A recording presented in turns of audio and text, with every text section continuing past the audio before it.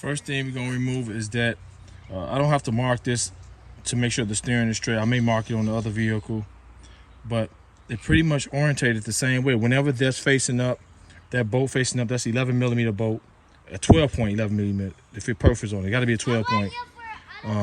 Those bolts are in line, so that, see how that bolt, the top bolt sits to the side, at least a 9/16. When this one is facing upward, like I got it right now, that one is facing to the side, to the passenger side. So that knuckle rides along that shaft the same way. So just think, can't screw this up. Just got to put it back on how it came off, and I got the steering straight. So let's remove it from here.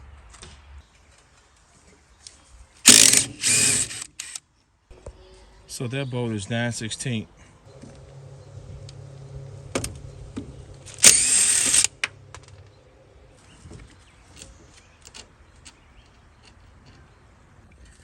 This bolt cannot come out unless it's removed off this shaft. You see how it's made. It only can go back and forth. It can't come off unless it's all the way off the shaft. So we gotta leave it right there. And let's try to pry this up back some so we can clear here. So we want to try to pry this back some so we can clear here. I know when I was removing the starter from the V8, the only way I was able to get this steering shaft or knuckle up off of this shaft, off of this the rack, was to remove the rack. I have to pull the rack up forward some. I hope that's not the case here, but we're gonna find out.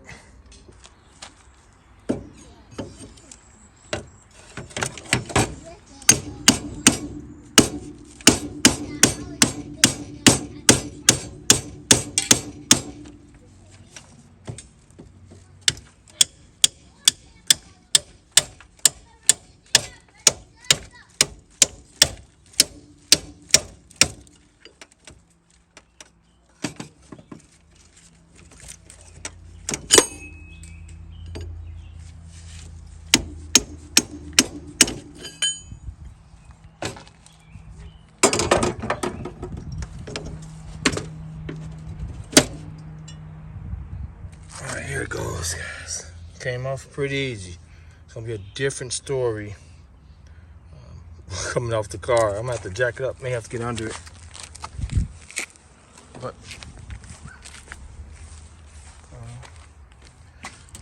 I've already lubed it up really good, so I'm getting up with a 9/16 wrench. I may can get my impact down through here and just drill it off really quick, that nut. And here I'm gonna use some long extensions and come up through here and take it off from here. So it may not be that bad.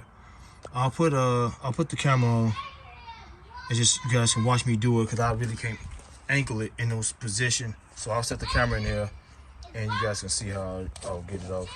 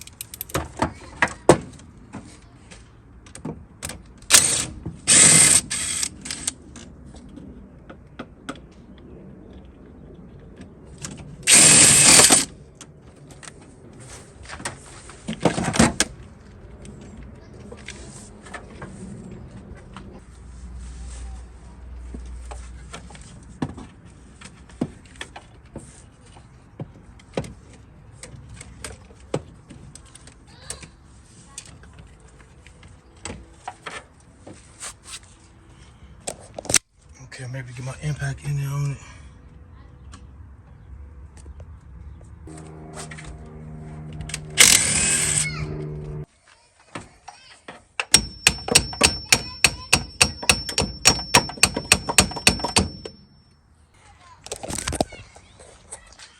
Okay guys, I got the shaft to move, or the knuckle to move off that lower shaft. but the bolt is stuck on, so I have to angle the steering column up so I can get something to hammer down on, some type of large pick or a rounded chisel to knock that down, because I can't get, it's not budging. So I spray with some more WD-40 and I'll knock it down and get that off. I got this super long chisel, this pointed chisel. However, I do got some long stakes, just as long as this. This is about maybe 18 inches, just as long as this, and I can't find them. They're perfect. They're rounded off at they're pointed, like they're long like this, but pointed, and they're perfect for this. But this is what I got right now. I can't find them, so I'm gonna angle it. I'm gonna knock that down right now. So this gonna work. This will work. I got me plenty of striking area, and I'll get down on there and knock it through. Okay, that was fast. Took a second. Literally took a second. Let me turn it back straight. Let me turn the wheel back straight. Keep the wheel straight.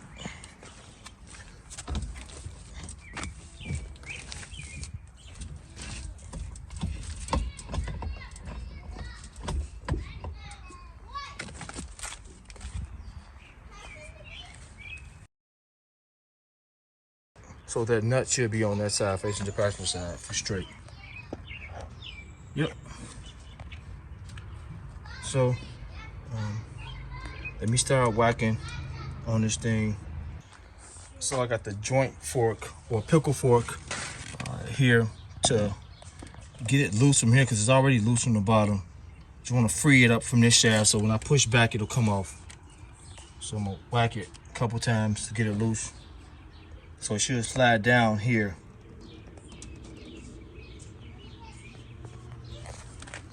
Pretty much loose. We're loose, guys. We're loose. It's loose. So let me shoot some more WD-40 on it and get this thing off. So I'm going underneath, guys. I'm gonna use a long chisel and come right here. That's everything in my face right there. And pop it up right now. Just gonna hammer it up. Come here.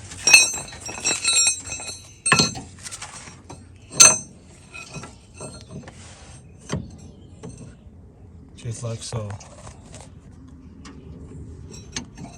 And knock it up off that shaft. Okay, guys. A few taps, pop right off.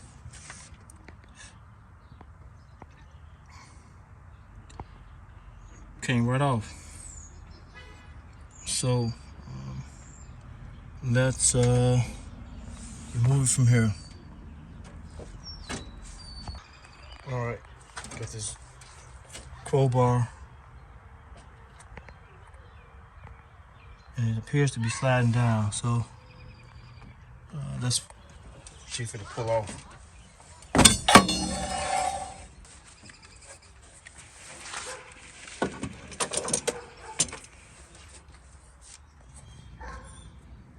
All right, here's a side-by-side comparison. I think this is larger. This is not gonna work.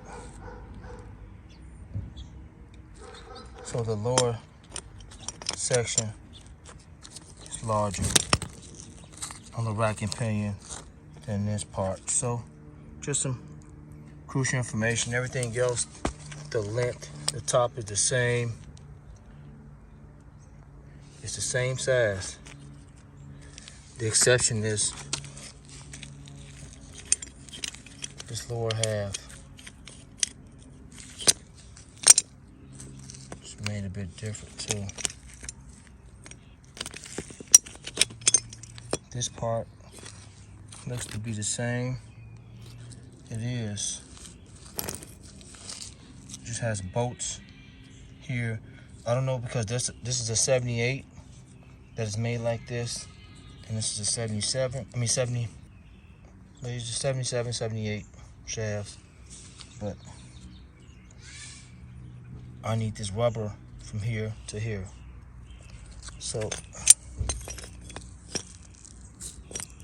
either these are Allen bolts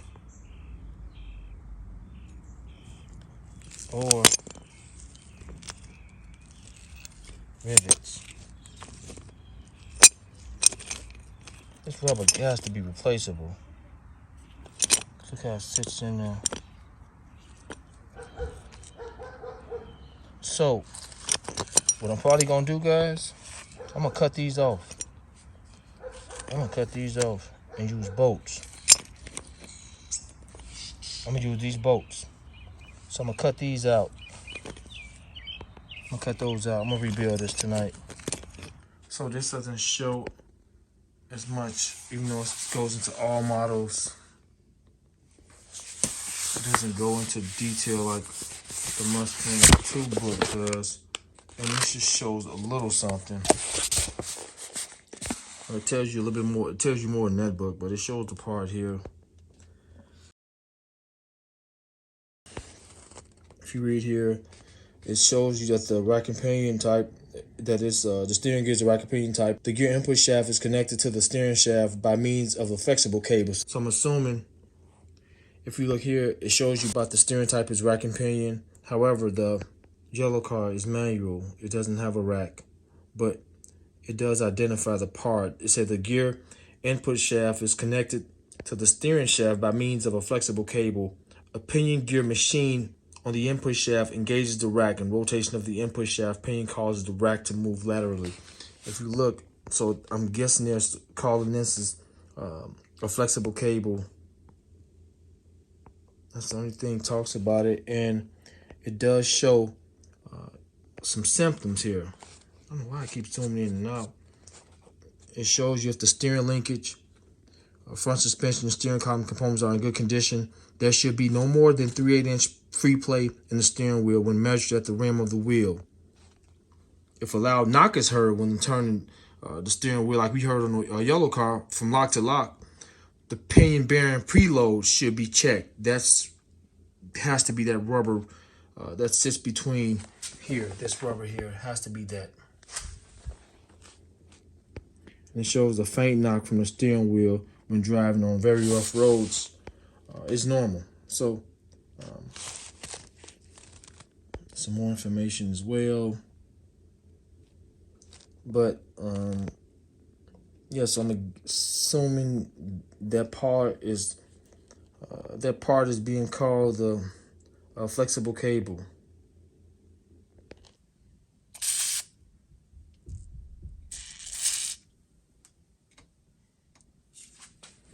These are 9/16. Ouch.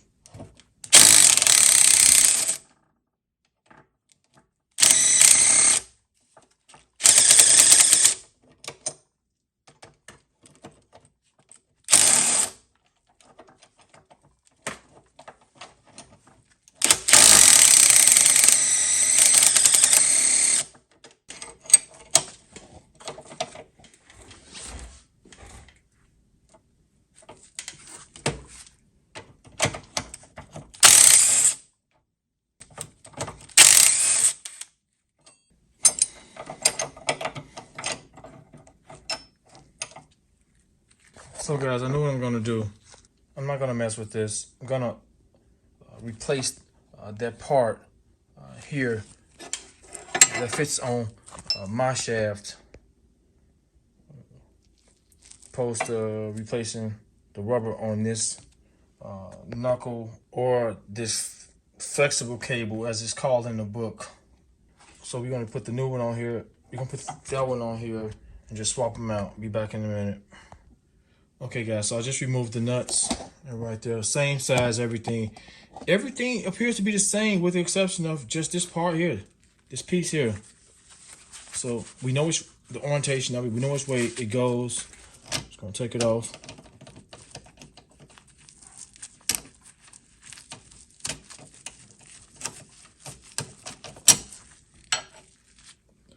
So this is the difference here.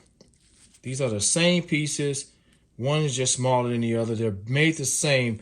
The diameter of the hole that fits on the shaft, of course, is much larger for the rack and pinion. But this is the difference, only difference. So look, we're good. We're good. We're back good.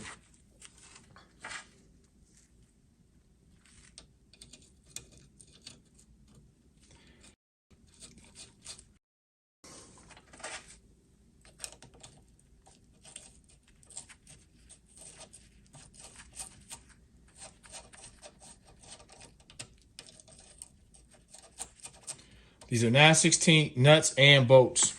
So I'm using the 9/16 closed in wrench.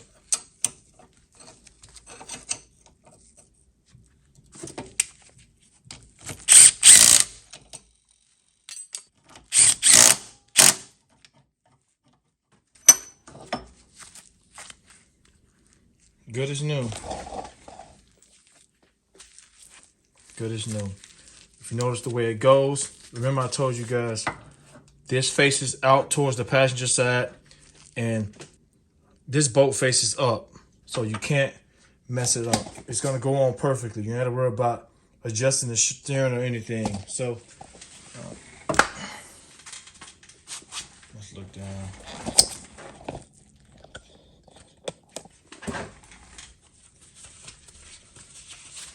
These are the same pieces. Everything's the same. I'll eventually rebuild this. So I'll put this back on here.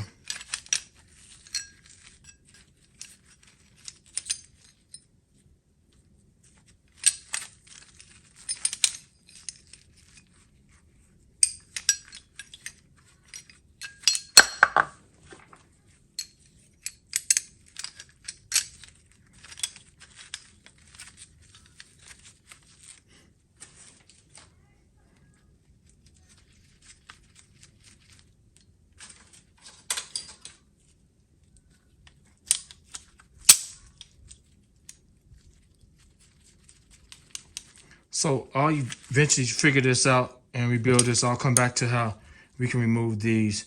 Let me try. These seem like they're caps that's knocked on here. Let me try to hit this down real quick. Let's try something.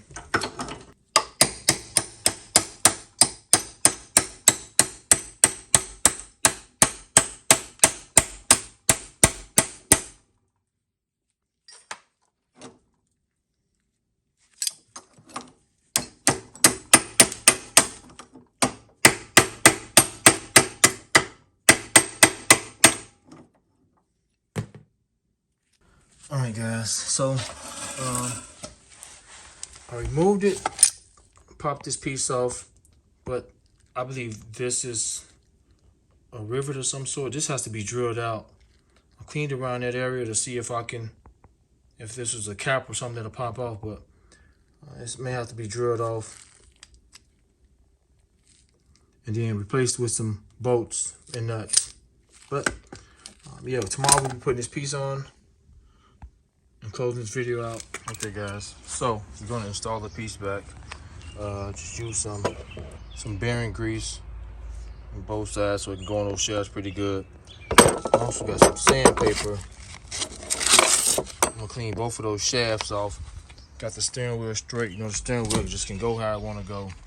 So you just want to straighten it out. There's no as straight as possible. Once it's straight, you know the angle the shaft is pointing towards. That's the direction we wanted. So I'm gonna clean that shaft off with the sandpaper. That's the direction we wanted in.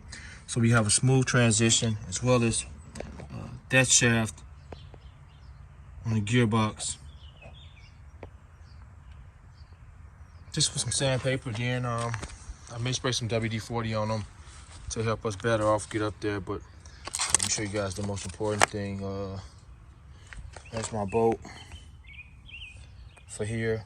So it goes up like so.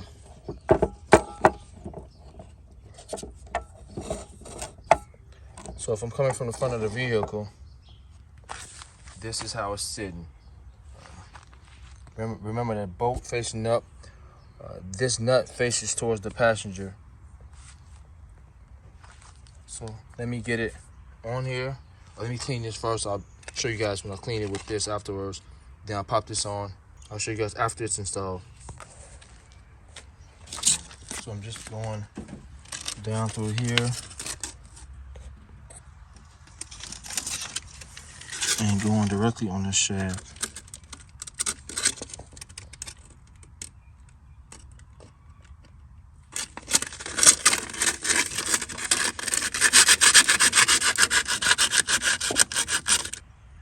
Pretty good already, so I'm gonna go the same way with the other one.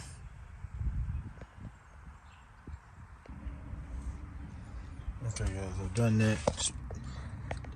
I got it facing up so to show you guys where that bolt's sitting in at on that little groove in that shaft.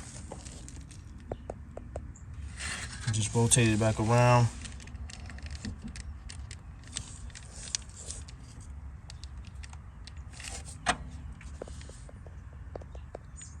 And now it's facing, we know the steering wheel is facing towards the top.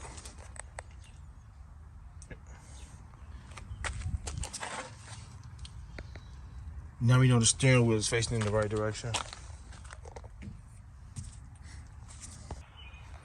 Okay guys, it's best to put it on upside down so that you want that bolt to stick out. If you put it in the other way, the correct way, that bolt keep hitting up against the fender wheel or the side of the body and continuously push in, which won't allow the shaft to go up on there. And if you look at it, now I got to hit up just a little bit so that bolt can go in place. Otherwise, if I hit up too far, the bolt won't go into that groove that locks it in place. So I got to tap it up now. Okay guys, you actually got to tap it way in there, way up there with the shaft and now as far as you can get it, because you need to get it on that lower shaft. So you got to tap it way up there so you can get on that lower shaft. Now I can twist the steering wheel in the right direction and push it on that shaft. We know how it goes. All right guys, it's a wrap. I just tighten that up as well. Now I gotta figure out this choke situation. Remove this and figure out if we're getting a connection here. I see I'm missing something here. And tape up some of these wires. You got wires everywhere. I'll finish the little things in the inside, then we're gonna go on a test drive. But that's it. We're installed, and it fit perfectly. So I gotta hook up those sensors too back, the temperature sensor and the oil pressure sensor. So let me do that. But once again, hope you guys found this video helpful. Thanks for watching. Terrence and I'm out. I forgot to show you guys how the steering is now. It's perfect. No play whatsoever. Let me mount the camera somewhere so you guys can see. There's no play. Let me try to mount the camera somehow.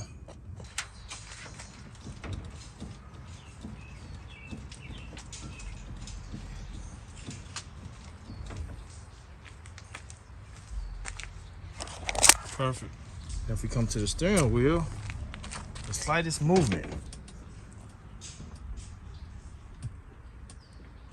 Firm now, real firm, no nothing, just smooth.